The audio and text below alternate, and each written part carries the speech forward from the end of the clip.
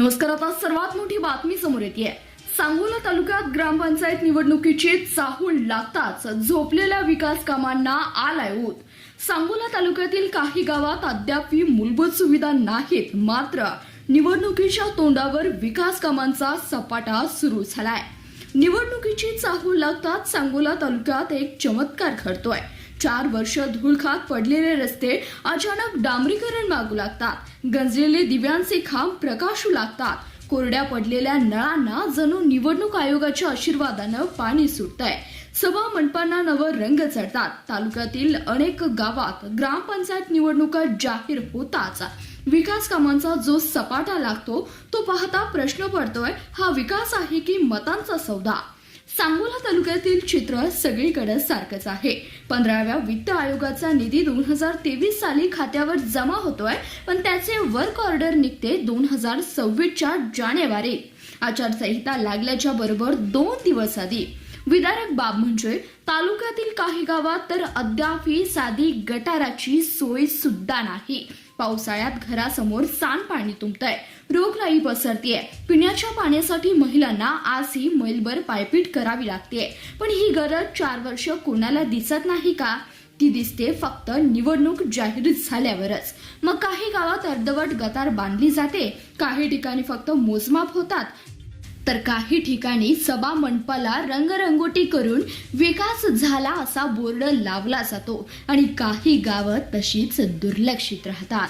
4 वर्ष निधी नाही, वरून मंजुरी नाही, ही कारणे देणारे सरपंच आणि ठेकेदार निवडणूक जाहीर होताच कार्य तत्पर होतात.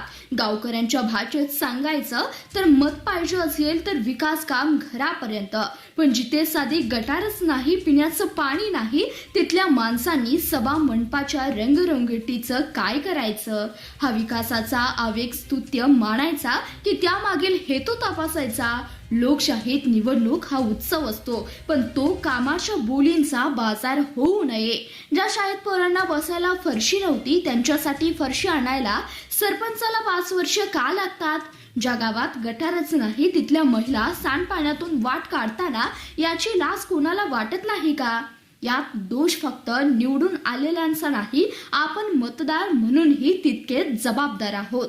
निवडणुकीच्या तोंडावर झालेल्या विकास कामाचे भुलून जाणारा मतदार 5 वर्ष खड्डे आणि सांडपाणी सहन करणाऱ्या स्वतःच्या लेकरांनाच धोका देत असतो.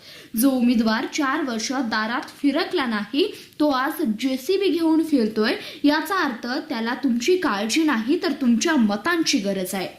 आचारसंहिता हा विषय तर अजून गंभीर.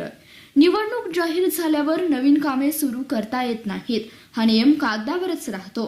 आधीच वर्क ऑर्डर निघाली होती असे सांगून तालुक्यात ठिकठिकाणी रातोरात कामे सुरू होतात, पण ज्या गावात गटारच नाही, पाणी नाही, तिथे वर्क ऑर्डर काढायची तसाही घेतली जात नाही. हा निवडणूक आयोगाच्या डोळ्यात धूळ फेकीचाच प्रकार नाही का? मग उपाय काय?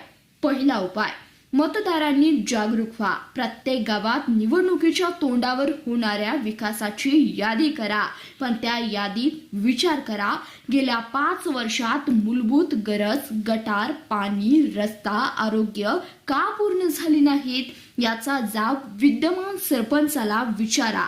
दुसरा उपाय, निवडणूक आयोगाने फक्त वर्क ऑर्डर नाही तर गरज असूनही कामच न झाल्याच्या गावांची यादी जाहीर करावी आणि त्याची जबाबदारी निश्चित करावी. लोकशाहीचा पाया ग्रामपंचायत आहे.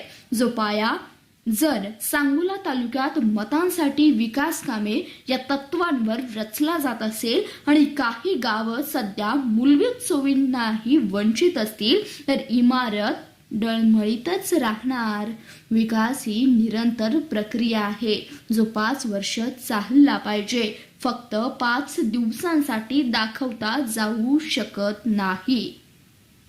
यंदाच्या ग्रामपंचायत निवडणुकीत सांगोला तालुक्यातील मतदारांनी एकच ठरवावं.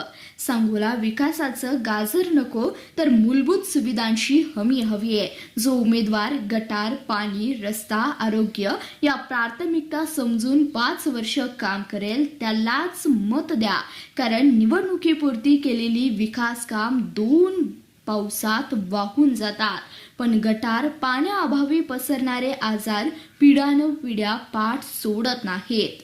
सांगोला तालुक्यातील ठरवूया, मतांचा विकास नाकारूया, विकासासाठीच मत देऊया, हीच खरी ग्राम स्वराज्याची सुरुवात असेल.